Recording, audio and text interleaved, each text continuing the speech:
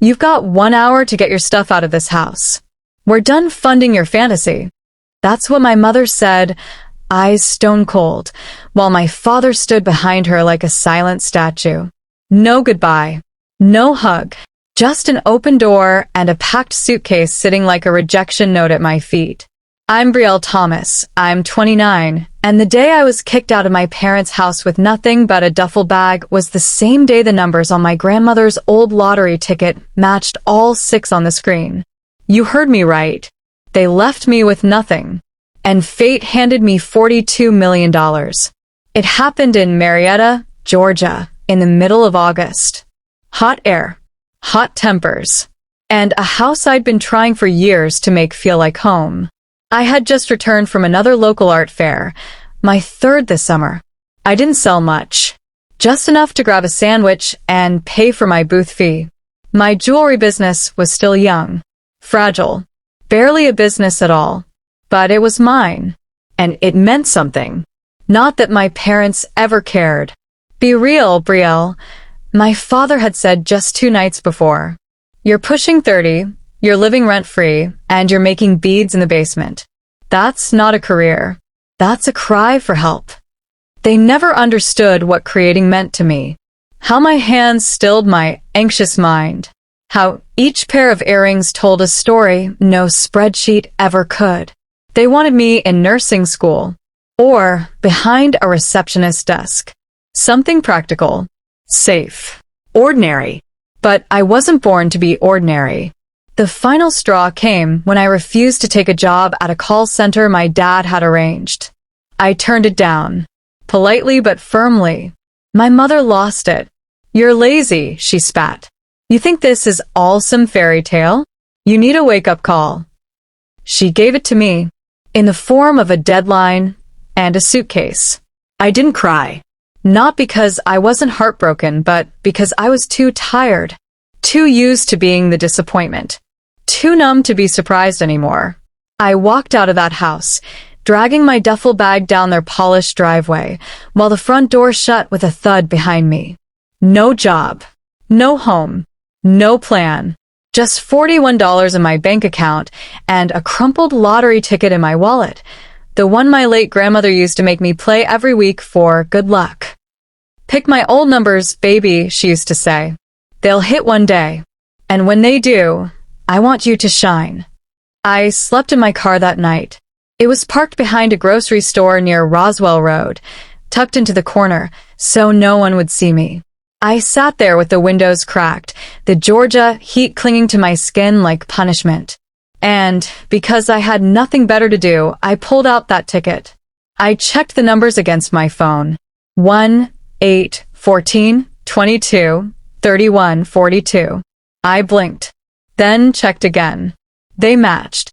At first, I thought it was a joke, a scam, a cruel, cosmic prank. But as I pulled up the official site, my heart pounding out of my chest, it confirmed it again in bold font. Jackpot. $42 million. Winner.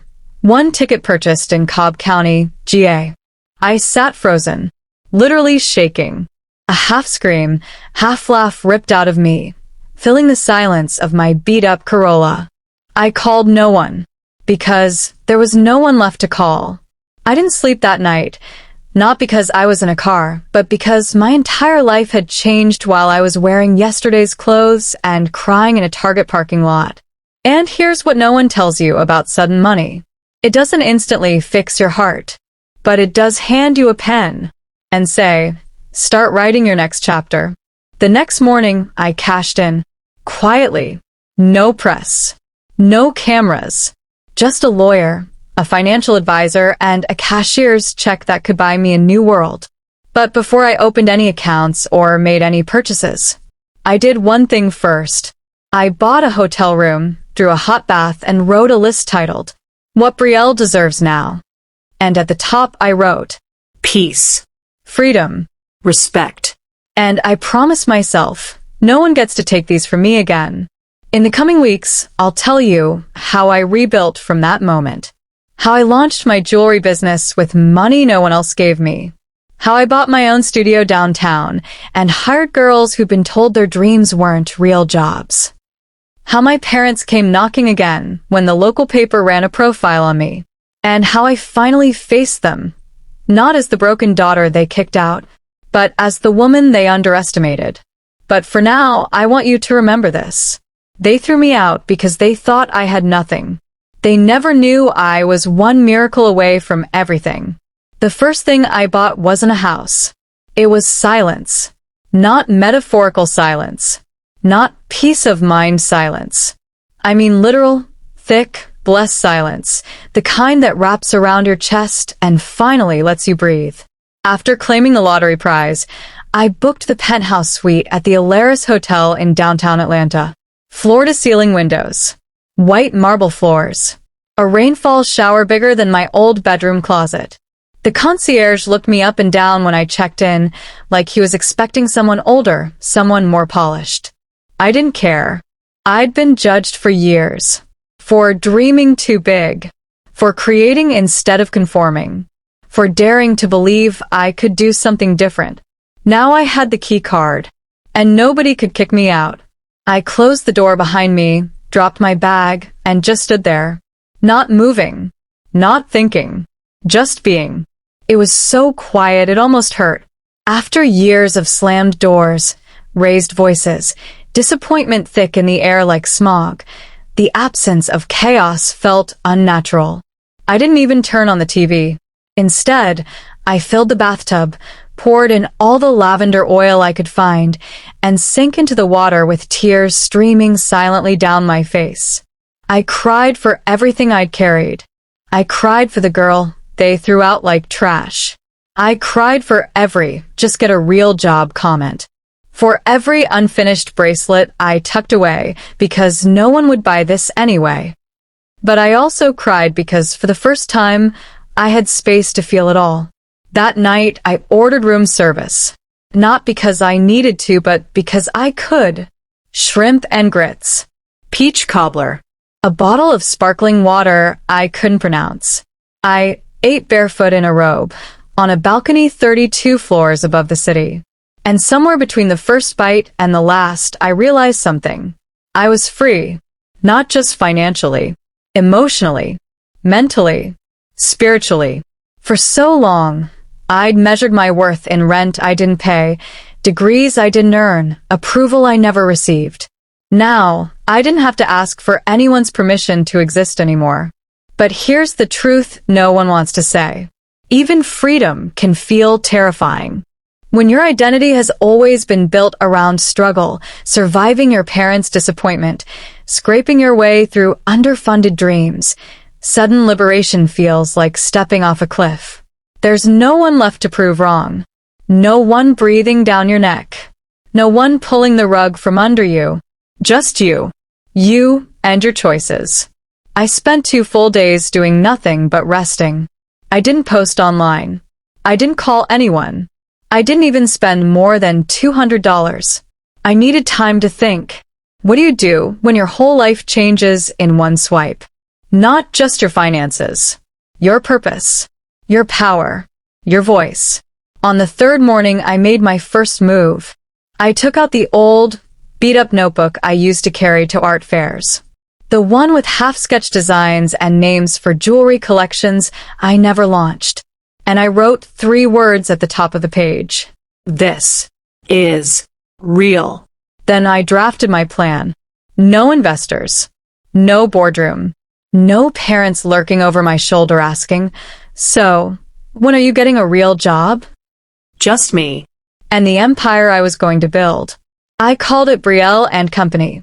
A boutique jewelry brand rooted in Southern art, ancestral stories, and radical self-expression. Each piece would be handcrafted by women who had been told their creativity didn't matter. Because I knew what that felt like. I knew what it meant to live small, quiet, invisible, just to survive in a world that didn't clap for you unless you followed the rules. I would hire women who had been underestimated, rejected, overlooked. Women like me. The first person I reached out to was Sasha, a girl I'd met at an art market in Macon. She made wire-wrapped crystals and used to sleep in her car. I tracked her down through a mutual friend. "Hey," I said when she picked up. "I don't know if you remember me, but I want to hire you." She paused. "Is this a prank?" No. "I'm building a company. I want you to help design the first collection. Full pay. Up front." Silence. Then a laugh that turned into a sob. And I knew right then this was the purpose the money was meant for. But not everyone celebrated. That evening, my cousin Mia sent a message. "Saw your name in the lottery winner articles. Must be nice. Hope you remember. Who was there when you had nothing?" I stared at the text for a long time. She wasn't there. None of them were. I thought about replying, about explaining, about defending my right to win after everything I lost. But then I realized I owed no one an explanation. This was my story. And I wouldn't dilute it just to make bitter people comfortable. Before bed that night, I stood in front of the mirror. Not for selfies. Just to look at myself. Really look. Messy bun. Faint bags under my eyes. A tiny scar above my lip from childhood. And yet, powerful. Whole. Present. I wasn't waiting for someone to save me anymore. I was already doing it. I scribbled one more sentence in my notebook before turning in. Your freedom might make others uncomfortable. Let it. There's something sacred about choosing a place to live when no one else gets to weigh in. No lectures. No warnings. No pressure to compromise just to keep the peace. It was the first time in my life I got to say, I want that, and mean it. 3 weeks after the lottery win, I stood barefoot on the sun-warmed porch of a mid-century bungalow tucked behind rows of magnolia trees in Decatur, Georgia. It wasn't massive. It wasn't modern. It wasn't even flashy. But it had light. So much light. It poured through the arched windows, hit the hardwood floors just right, and danced on the walls like it had been waiting for someone to notice. It felt alive. It felt mine. The realtor kept pushing high-rise penthouses and marble-coated mansions. With your budget, she'd say, you could live in Buckhead. Gated. Brand new. Fully smart. But I didn't want smart. I wanted soul. So when I walked into the bungalow and smelled the faint scent of cedar and lemon, saw the built-in bookshelves and hand-painted tiles in the kitchen, I knew. This wasn't just a house. It was a beginning. The seller was an older woman named Dolores who'd lived there for 41 years. She hugged me at closing. Take care of this place, she said, her eyes warm. It's got a good heart. I promised her I would. Moving in was surreal. There were no boxes of childhood belongings. No old bedroom furniture from my parents' house. No reminders of being the black sheep. Just me. And the quiet thrill of starting over. On purpose. The first night, I made grilled cheese and tomato soup in my new kitchen. I ate on the floor, cross-legged, because I hadn't bought a table yet. The only sound was cicadas humming through the cracked window screen. And I smiled. Not the Instagram smile. Not the forced look at me now kind. A real smile. The kind that sneaks up on you when your soul finally exhales. But peace is often interrupted by the ghosts of who you used to be. That interruption came 4 days later, in the form of a knock on my door. I opened it to see my mother standing on my porch. Lipstick perfect. Wrists stacked with bangles. The scent of her expensive perfume hit me like memory. And behind her, my father. Hands in his pockets. Eyes already tired. It was the first time I'd seen them since the day they shoved a suitcase at my feet. Can we come in? My mother asked. I stepped back. Not to welcome them in, but because I needed space to breathe. How did you find me? We saw the article in the Atlanta Chronicle, she said. Someone shared it on Facebook. Betrayal, a lottery win? A business. She said it like she couldn't decide whether to be amazed or offended. I didn't say a word. Just waited. My father spoke next. We want to understand. You kicked me out. He winced. We were trying to teach you a lesson. And what lesson did you learn? I asked, voice steady. Silence. My mother stepped forward. You know we always wanted what was best for you. We thought maybe we could help now. Be part of your business journey. Your future." There it was. The ask. Not in words, but in posture. In presence. They were here because they knew they'd bet against me and lost. Now, they wanted to reinvest. I almost laughed. But instead, I looked them both in the eye and said, "You didn't believe in me when I was broke. You don't get to benefit now that I'm blooming." They tried to protest. My mother reached out like I was 6 again, and she could bribe me with sweet tea and apologies she never meant. But I stepped back. "I forgive you," I said, "but I don't owe you access." That part broke her face wide open. "But we're your parents." "I know, and I survived that." They left without another word. I watched them drive off from my porch, surrounded by the quiet, the trees, the garden that had already begun to bloom in the backyard. I wasn't angry. Not anymore. Because I finally understood something. Closure doesn't always look like reconciliation. Sometimes it looks like a boundary you no longer apologize for. The next day, I poured myself into work. Betrayal and Company was launching its first line, handcrafted pieces titled the Reclaimed Collection. Each earring, ring, and bracelet was named after a moment in my story. Suitcase gold cuffs with delicate chains, inspired by the one bag I left home with. Porch light, earrings shaped like open windows and rising suns. Sunday soup, warm-toned gemstone rings, in memory of grilled cheese on hardwood floors. I sold out within 48 hours. Sasha called me crying. "We did it," she whispered. "Betrayal, we did it." "No," I said, heartful. "You did it. I just gave us the space to shine." That night, I sat on my back porch with a glass of wine, surrounded by fairy lights and sketches for the next collection. And I wrote one sentence in my notebook. "Sometimes the home you choose teaches you how to choose yourself." When Betrayal and Company launched its first collection, I thought the success would feel like applause. But what it really felt like was exposure. Every sale, every feature, every new follower was another set of eyes watching me bloom in real time. And after years of invisibility, that kind of light felt heavy. It started when a small local podcast called Southern Spark reached out to feature me. They'd read the Atlanta Chronicle article and wanted to talk about entrepreneurship, overcoming adversity, and, of course, the lottery. The host, Serena, was warm and magnetic. She didn't grill me like a journalist. She listened like a woman who'd been underestimated too. Toward the end of the interview, she asked something that stayed with me. "What would you say to the girl still in her car right now, not knowing tomorrow she might become a millionaire, or at least finally believe she's worth something?" I didn't have a polished answer. I just said, I'd tell her she's not crazy for dreaming something different, and that the world doesn't get to decide when she's allowed to shine. The episode aired 2 days later. I expected some claps and DMs. What I got was a movement. My inbox exploded with messages. "I cried listening to you speak. I'm still in my version of the car, but your story gave me hope.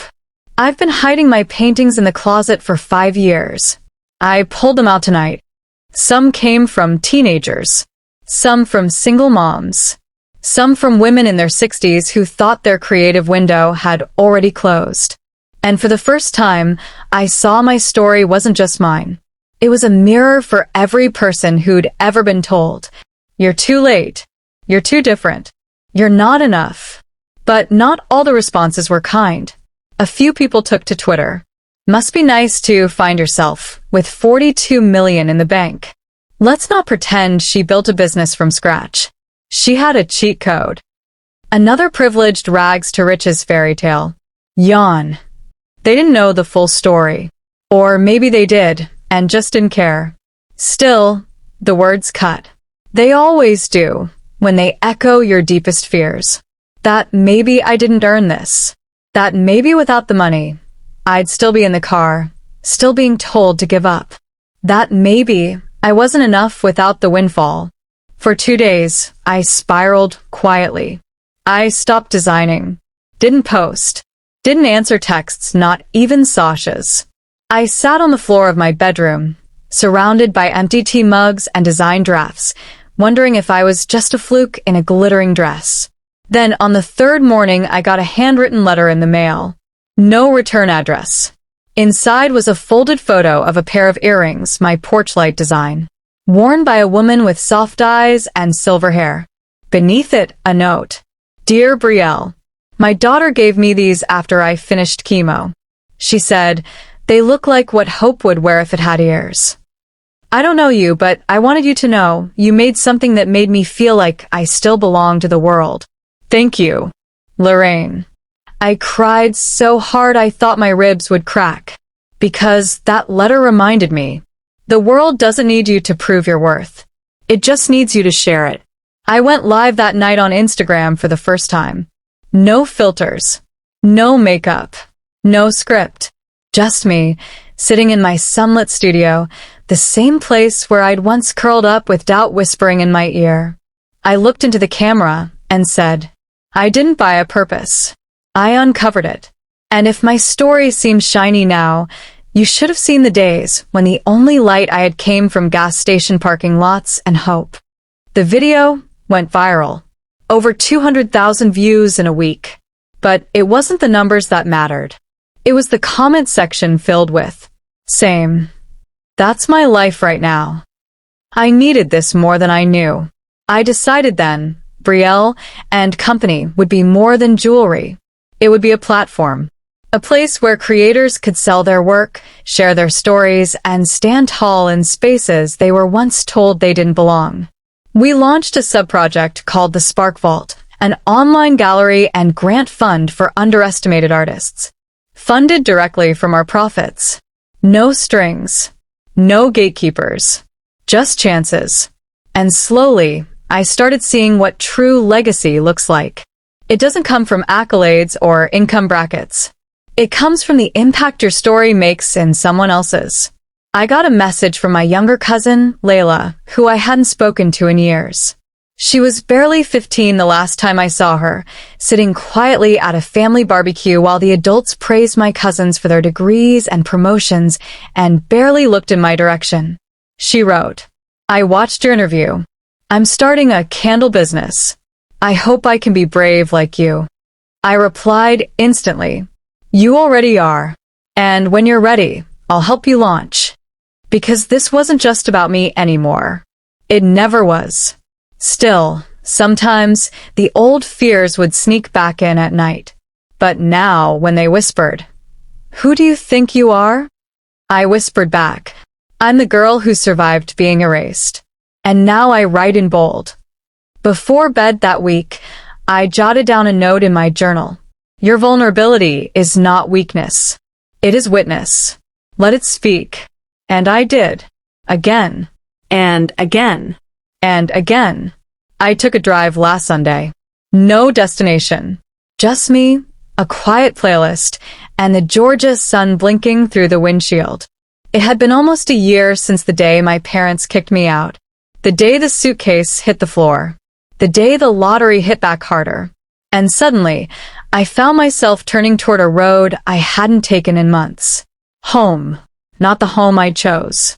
The one I was kicked out of. I didn't plan to stop. Just to pass through.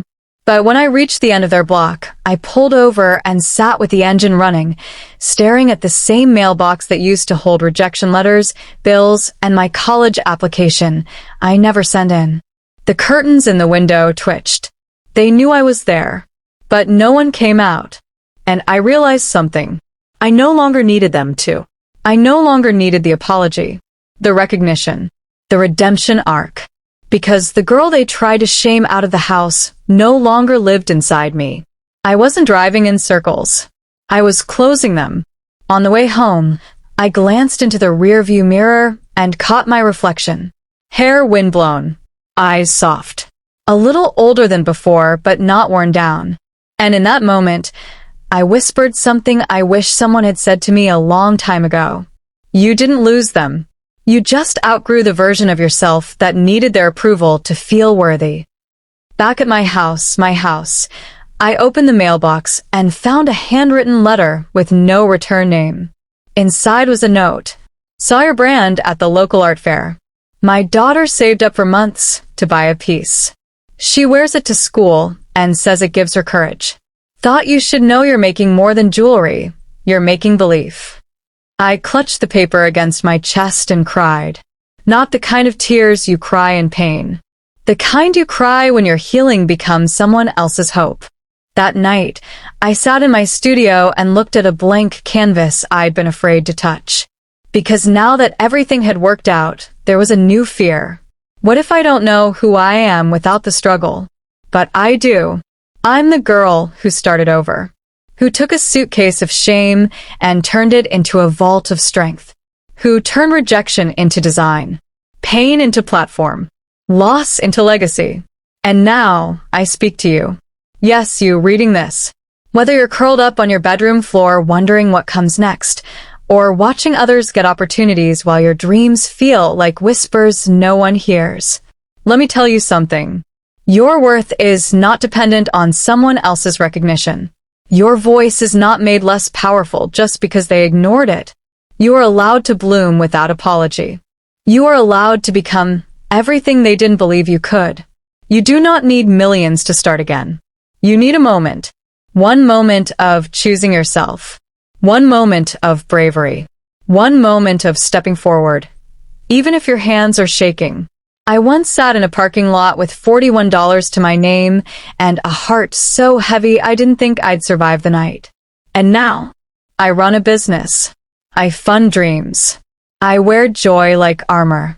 I speak like the silence never existed. And you can too.